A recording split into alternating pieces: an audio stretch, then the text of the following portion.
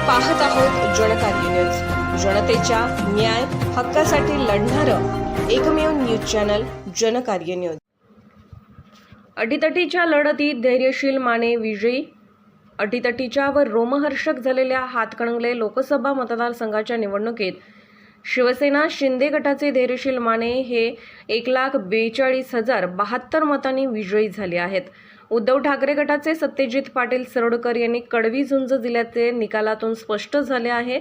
सकाळी 8 वाजल्यापासून मतमोजणीला सुरुवात झाल्यापासून सत्यजित पाटील सरोडकर यांची मताधिक्यांची आघाडी होती। दोन्ही उमेदवारांचे मताधिक्य मागे पुढे होत होते, त्यामुळे दोन्ही उमेदवारांच्या कार्यकर्त्यांमध्ये घालमेल वाढत होती।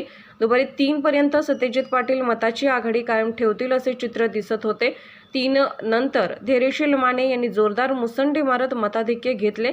हे मताधिक्य सतत वाढतच राहिले। अखेर 1,42,072 मतांनी धैर्यशील माने विजयी झाल्यानंतर कार्यकर्त्यांनी गुलालाची उधळण करून व फटाके लावून मोठ्या उत्साहात जल्लोष साजरा केला।